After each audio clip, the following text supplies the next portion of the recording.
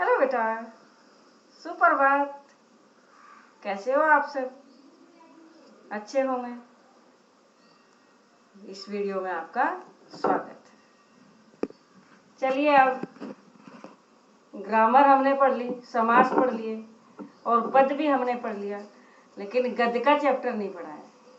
तो गद्य का चैप्टर हमने 2 पहले समझ लिए, क्वेश्चन आंसर कर लिए हैं, बैलों की कथा और ल्हासा की ओर। जो तीसरा चैप्टर है वो भोक्तावाद की संस्कृति, ये अब सिलेबस से निकला हुआ है, ये अब हमारे सिलेबस में नहीं है। और भी कई चैप्टर कटे हुए हैं, वो आपको डिटेल दे दी जाएगी। ठीक है बेटा। तो अब चैप्टर 3 तो कटा हुआ है और चैप्टर 4 जो हमारा क्या है, सांवले सपनों की याद। क्या है? सांवले सपनों की याद। जाबिर हुसैन का लिखा हुआ है, जाबिर हुसैन का लिखा हुआ है। अब सांवले सपने क्या होते हैं? सांवले सपने क्या होते हैं? सांवले सपने होते हैं जो मतलब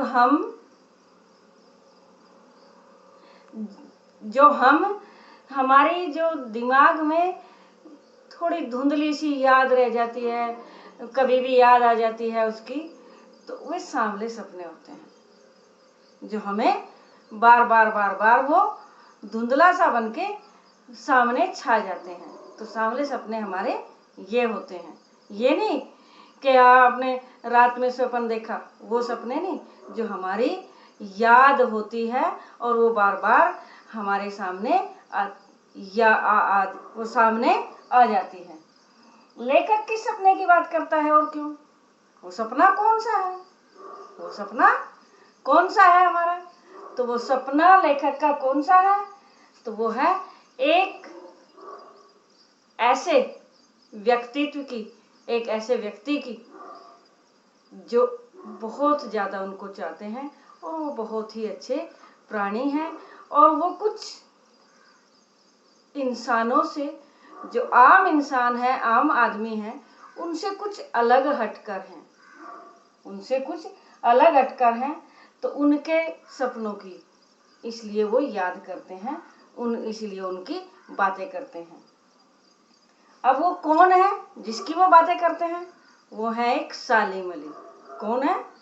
सालिम अली हैं, जिनको वो भूल नहीं पाते। अली कौन थे? एक ऐसे व्यक्तित्व की बताई गई है, ऐसे व्यक्तित्व के बारे में बताया गया है जो अलग हटके थे। सालिम अली की किस विशेषता को उजागर किया गया है? तो उनकी विशेषताएं क्या थी? उनकी विशेषताएं वो प्रकृति प्रेमी थे, पक्षी प्रेमी थे।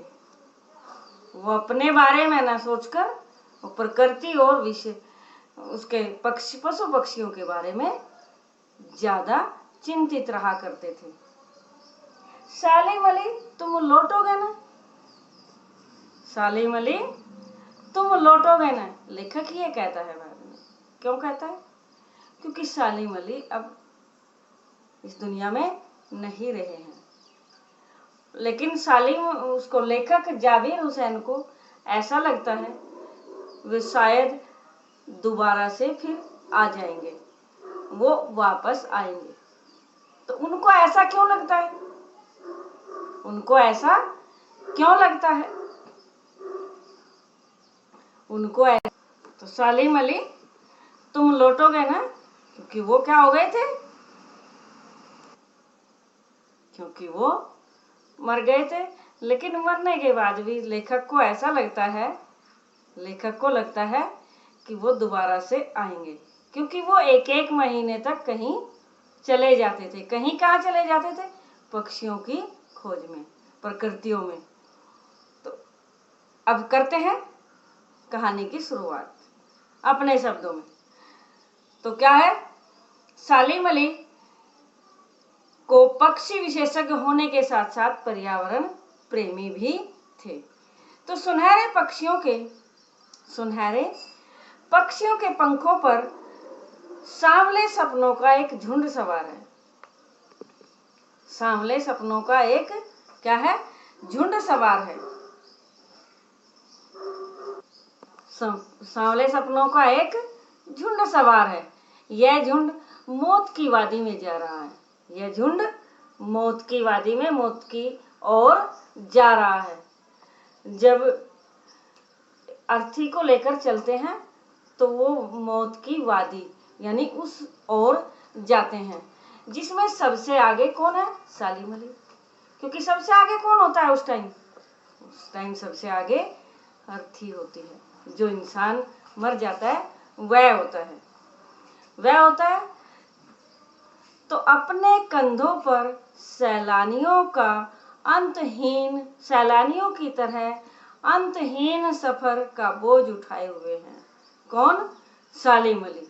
अपने कंधों पर सैलानियों की तरह, सैलानी यानी घूमने जाते हैं तो अंतहीन सफर का बोझ उठाए हुए हैं सालिम अली। यह उनका अंतिम सफर है। अंतिम सफर क्यों है?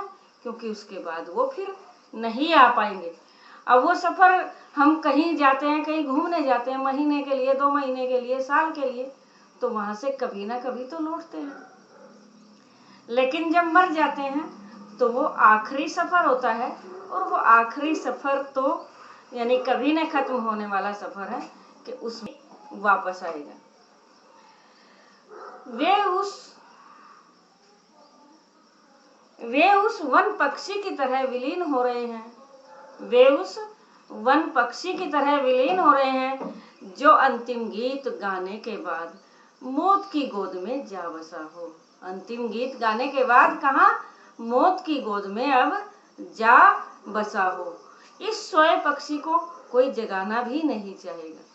जो पक्षी अब सो गया तो ये भी एक पक्षी की तरह ही है कि अब इसको कोई जगाना भी नहीं चाहेगा। तो सालिम अली के बारे में अब बताया जाता है, इस बात से दुखी थे सालिम अली, किस बात से दुखी थे कि लोग पक्षियों को आदमियों की नजर से देखते हैं। लोग पक्षियों को आदमियों की नजर से देखते हैं। वे झरनों, पहाड़ों और जंगलों को भी इस दृष्टि से देखते हैं। इंसान क्या देखते हैं? जंगलों और पहाड़ों को भी इस दृष्टि से देखते हैं, यानी उनकी अपनी सोच के अकॉर्डिंग, अनुसार नहीं देखते हैं। ऐसे में वे इनके मधुर सालिम अली लेकिन कुछ उल्टा देखते हैं। वो प्रकृति को देखते हैं तो वो क्या देखते हैं? इनके मधुर संगीत का अनुभव करते हैं। जो प्रकृति में जो पैरों की सरसराहट है, उनमें आवाज आती है, वहाँ कुछ पत्ते आदि गिरते हैं या पक्षी बोलते हैं, तो उन सब प्रकृति में सालिम अली क्या? मधुर संगीत का उसमें अनुभव करते हैं, क्योंकि वो प्रकृति के अनुसार देखते और सोचते हैं। लेखक का मानना है कि जिस तरह इतिहास में पता नहीं कब कृष्ण से वृंदावन में नाना प्रकार की क्रीड़ाएं की थी। वृंदावन में अनेक प्रकार की कृष्ण ने कब क्रीड़ाएं की थी, यानी पता नहीं, हजारों वर्ष पहले या कब की थी। लेकिन कब मधुर स्वर से बंसी बजाई थी, कब मधुर स्वर से बंसी बजाई थी कि वृंदावन आज भी संगीत में हो उठा था। कब बजाई थी, लेकिन आज भी वहां महसूस करते हैं। तो वृंदावन जाने पर यमुना का सांवला पानी सारी घटना को आज भी याद दिला देता है। वहां कोई भी घूमने जाता है तो कृष्ण की लीलाएं आज भी वहां सारी यादें ताजा हो जाती हैं, जैसे आज ही वो सब कुछ हुआ हो। तो इसी तरह सालिम अली की यादें हैं। तो कृष्ण की बांसुरी से उत्पन्न जादू से वृंदावन कभी खाली हुआ है क्या? यानी आज भी खाली नहीं हुआ है, आज भी वहां महसूस किया जाता है। तो इसी तरह सालिम अली थे। सालिम अली, कमजोर शरीर वाले सालिम अली की मृत्यु लगभग 100 साल की उम्र में हुई। कितने? कम से कम वो 1 साल की उम्र में मरे थे। उनकी से हुई, उनकी मौत कहीं से हुई है? कैंसर से हुई है। उस उम्र में भी 100 साल की उम्र में भी आंखों की ज्योति उनकी बड़ी अच्छी थी। 100 साल की उम्र में भी उनकी आंखों की ज्योति बहुत बड़ी अच्छी थी, जो पक्षियों की हिफाजत के लिए कटिबद्ध थी। जो वो हमेशा पक्षियों की हिफाजत यानी पक्षियों की रक्षा के लिए हमेशा कटिबद्ध रहा करते थे। उनके लिए बहुत कुछ सोचा करते थे। वे अपनी मृत्यु के निकट तक पक्षियों के बारे में, वे अपनी मृत्यु के निकट आ गए, मृत्यु होने वाली थी, तो उस टाइम भी वो पक्षियों के बारे में ही जांच पड़ताल करते रहे। पक्षियों के बारे में ही क्या करते रहे? जांच पड़ताल करते रहे। सालिम अली प्रसिद्ध बर्ड वाचर रहे हैं। सालिम अली प्रसिद्ध क्या रहे हैं? बर्ड वाचर रहे हैं। बर्ड वाचर यानी पक्षियों की देखरेख वाले। एकांत के क्षणों में प्राकृतिक दृश्यों को देखने में भी खोए रहते थे। जब एकांत क्षण होता था यानी पक्षी वगैरह नहीं होते थे, कुछ ऐसा नहीं होता था, तो उस समय भी वो प्रकृति की खोज में, प्राकृतिक जो दृश्य था उसमें खोए रहते थे। प्रकृति में उनके लिए अपनी हंसती खेलती रहस्यमयी दुनिया थी। प्रकृति में क्या था उनके लिए? तो उनके लिए एक रहस्यमयी क्या थी? दुनिया थी। हंसती खेलती रहस्यमयी दुनिया थी, जिसे उन्होंने अपने जीवन संगिनी तहमीना के मदद से बनाया था। उनकी जो पत्नी थी तहमीना, कौन थी उनकी पत्नी? तहमीना। तो तहमीना की मदद से इस प्रकृति को, इस सारे दृश्य को उन्होंने बनाया था। वे पक्षी प्रेमी होने के साथ साथ पर्यावरण प्रेमी भी थे। क्या थे वो? पक्षी प्रेमी तो थे ही, पर्यावरण प्रेमी भी थे। एक बार वे केरल की साइलेंट वैली को रेगिस्तान के हवा के झोंके से बचाने के लिए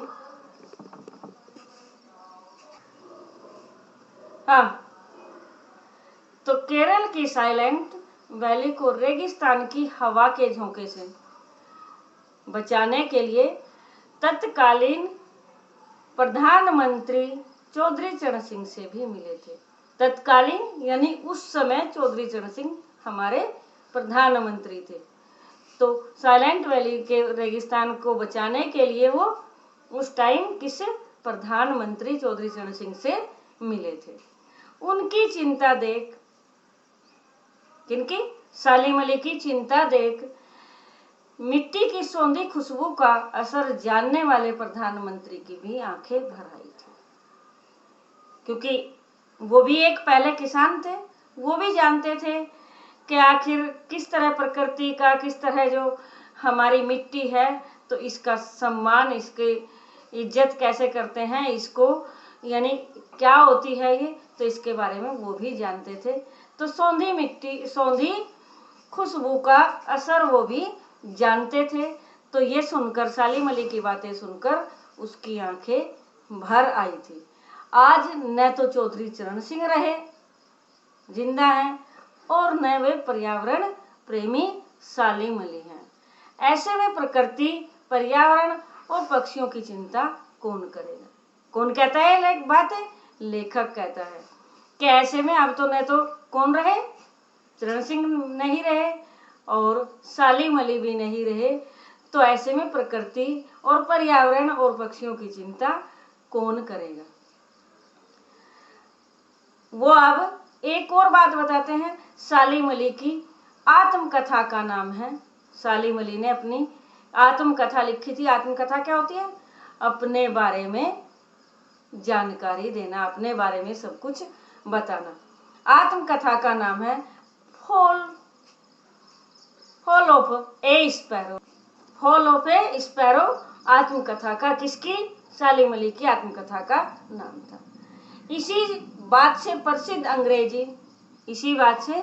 जो प्रसिद्ध अंग्रेजी साहित्यकार D.H. लॉरेंस की मृत्यु के बाद की बात याद आ गई। किसकी? जो एक प्रसिद्ध क्या थे? प्रसिद्ध साहित्यकार D.H. लॉरेंस। कौन थे? D.H. लॉरेंस।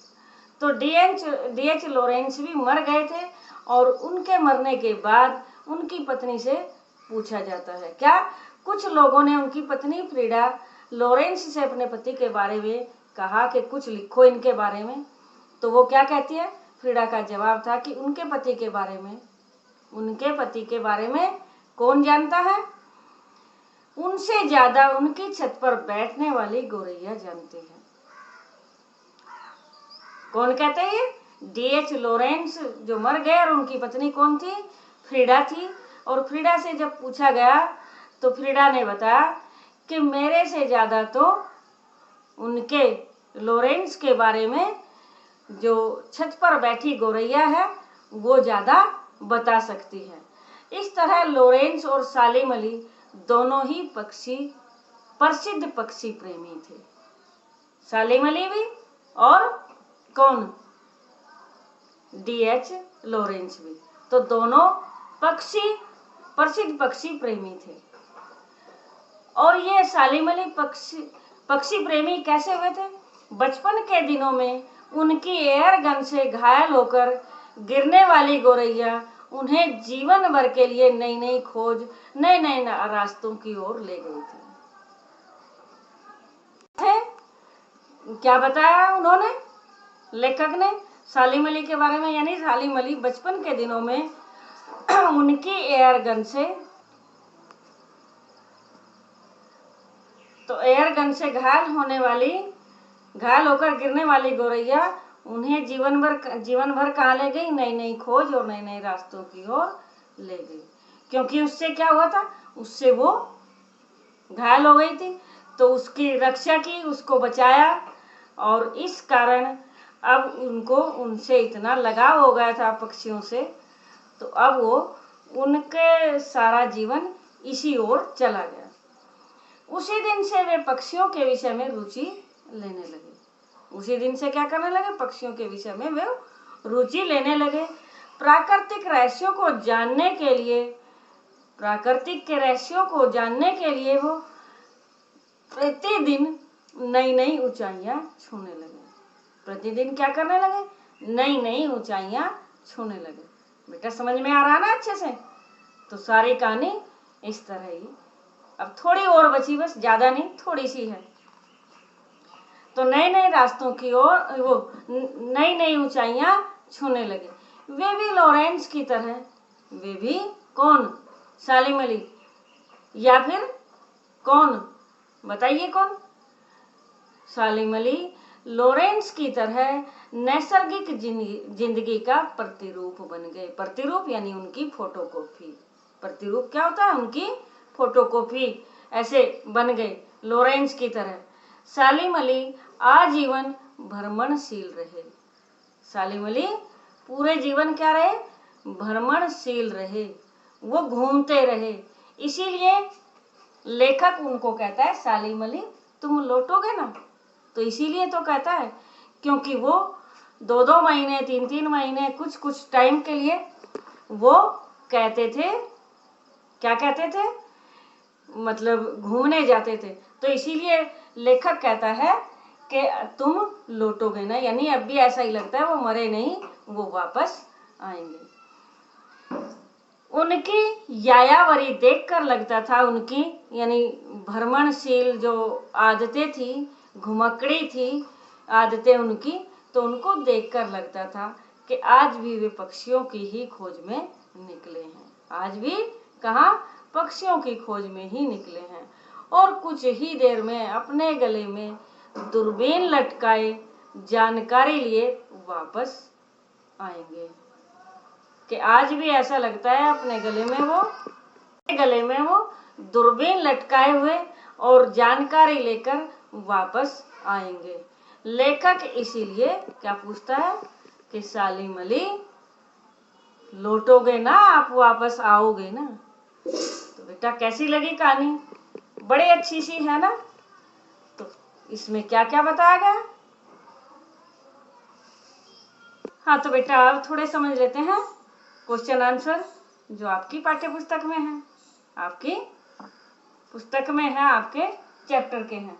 तो पहला क्वेश्चन है, किस घटना ने सालिम अली के जीवन की दिशा को बदल दिया और उन्हें पक्षी प्रेमी बना दिया? अभी बताया था ना, लेकिन फिर भी क्वेश्चन के अनुसार समझ लें। तो क्या बचपन में सालिम अली की एयर गन से क्या हुआ था? नीले कंठ वाली एक गौरैया घायल होकर गिर पड़ी थी। नीले कंठ की वाली एक गौरैया घायल होकर क्या हो गया था? गिर पड़ी थी। और घायल गौरैया को देख उनका मन द्रवित हो गया था, यानी बहुत ज्यादा दुखी हो गए थे। वे उसकी सेवा और उसकी बारे में जानकारी प्राप्त करने में जुट गए। उसके बाद उनके जीवन की क्या हुआ? उनके जीवन की दिशा पक्षी जगत की और ही मुड़ गई और वे पक्षी प्रेमी बन गए। अगला क्वेश्चन क्या है? सालिम अली ने पूर्व प्रधानमंत्री के सामने पर्यावरण से संबंधित किन संभावित खतरों का चित्र खींचा होगा कि जिससे उनकी आंखें भी नम हो गई? किनकी? प्रधानमंत्री की आंखें भी नम हो गई। तो सालिम अली तत्कालीन प्रधानमंत्री चौधरी चरण सिंह से मिले थे और केरल की साइलेंट वैली को जो रेगिस्तान की हवा के झोंकों से बचाने का अनुरोध किया था, झोंकों से उनके बचाने का अनुरोध अनुरोध लेकर चले गए थे। उन्होंने को प्रदूषित होने से बचाने और पक्षियों की रक्षा और वनों की अंधाधुंध कटाई आदि बातें उठाई होंगी ये सभी। और ये सब बातें, यानी इसमें सालिम अली का कोई स्वार्थ तो था नहीं, तो सालिम अली की ऐसी निस्वार्थ बातें और पर्यावरण की चिंता जानकर चौधरी साहब की भी आंखें नम हो गई होंगी। समझ आ गया ना? अगला क्वेश्चन है, लॉरेंस की पत्नी फ्रीडा ने ऐसा क्यों कहा होगा कि मेरी छत पर बैठने वाली गौरैया लॉरेंस के बारे में ढेर सारी बातें जानती है? उन्होंने ऐसा किस लिए कहा होगा? तो इसमें क्या है, सालिम अली की तरह लॉरेंस भी प्रकृति और पक्षी प्रेमी थे। वे अपने आसपास की पर्यावरणीय गतिविधियों को जानने तथा पक्षियों के बारे में जानकारी एकत्र करने में समय बिताते थे। वे अपनी छत पर बैठी गौरैया के साथ अपनी पत्नी से अधिक समय किसके साथ बिताते थे? गौरैया के साथ बिताते थे, जो छत पर बैठी रहती। यही कारण था कि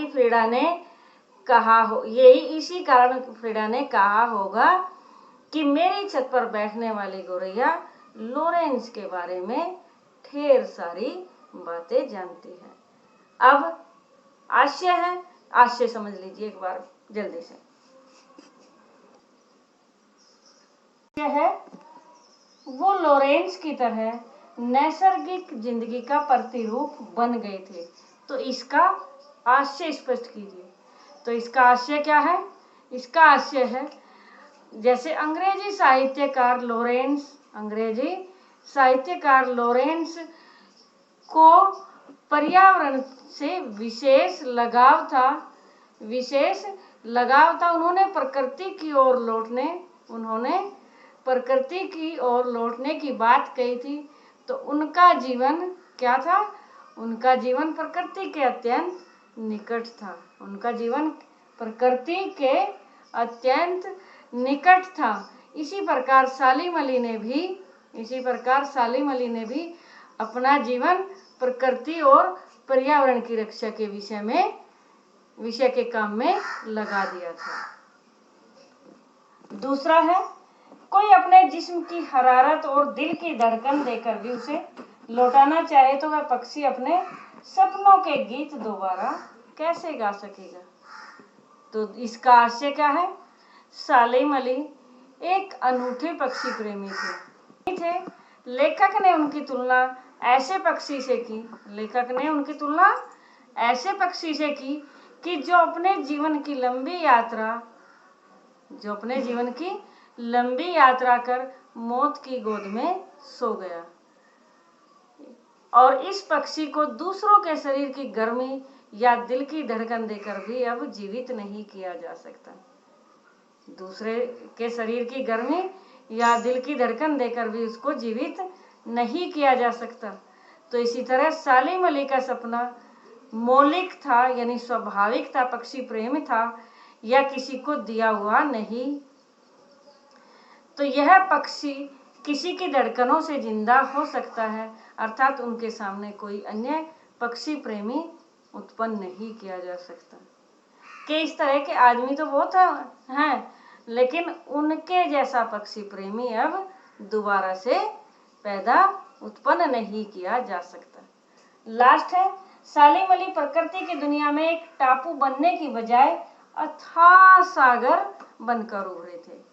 तो अथाह सागर यानी सालिम अली पक्षियों की खोज में किसी विशेष स्थान तक सीमित नहीं रहे।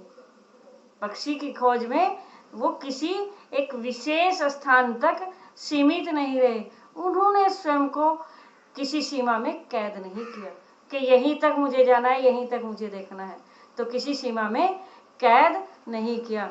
वो टापू की तरह नहीं, जो एक टापू होता है और वो कुछ जगह में ही होता है, तो वो टापू की तरह नहीं बल्कि सागर की तरह खुले आचार विचार और सोच वाले थे।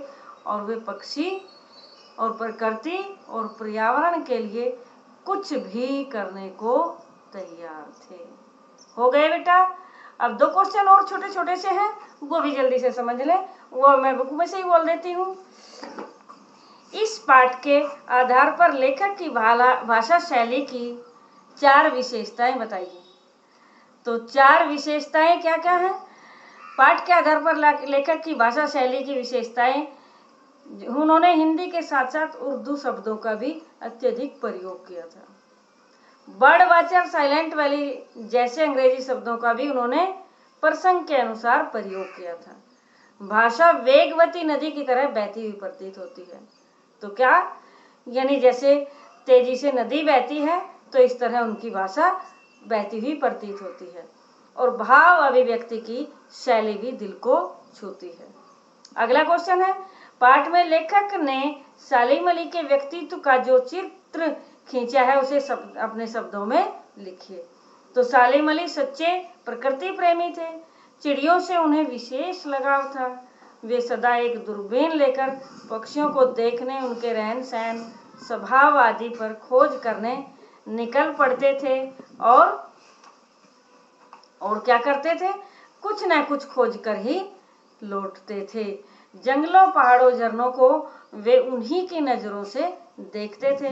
पक्षियों का मधुर संगीत सुनकर वे अपने भीतर रोमांच का सोता फूटता महसूस करते थे। क्या करते थे कि अपने भीतर पूरा रोमांच आ जाता, यानी पूरे खुश हो जाते, तो ऐसा सोता फूटता महसूस करते थे। बचपन में उनकी एयरगन से एक गोरैया घायल होकर गिर पड़ी थी। तब से वे स्वयं गोरैया की तरह वनों और पहाड़ों में ही घूमते रहे और उन्होंने अपनी आत्मकथा का नाम भी गोरैया पर ही रखा था। क्या? Fall of A sparrow. उन जैसा बर्ड वाचर शायद ही कोई हुआ हो। दूर क्षितिज तक फैली जमीन और झुके आसमान को छूने वाली उनकी नजरों में कुछ वैसा ही जादू था जो प्रकृति को अपने घेरे में बांध लेता है। सांवले सपनों की याद शीर्षक की सार्थकता पर टिप्पणी कीजिए। तो यह शीर्षक उपयुक्त है। सालिम अली वस्तुतः सपना ही थे। ऐसा व्यक्ति जिसमें सपनों को खोजने की ललक थी, ऐसा व्यक्ति जिसमें सपनों की खोजने की ललक थी, लालसा थी, सालिम अली के संदर्भ में लेखक ने एक और सांवले का संदर्भ दिया है कि आज भी वृंदावन में कृष्ण चरित्र को याद किया जाता है। यमुना का सांवला पानी उनकी याद दिलाता है। तो सालिम अली भी वैसे ही मिथक बन गए थे, वैसे ही एक कारण सोच बन गए थे। उनकी याद सांवला सपनों की याद ही है। बेटा क्लियर हो गया? समझ में ना आए तो कुछ कमेंट वगैरह भी कर दिया करो। अगर कोई प्रॉब्लम होती है तो आप कॉल करके भी पूछ सकते हो। ओके बेटा, थैंक यू।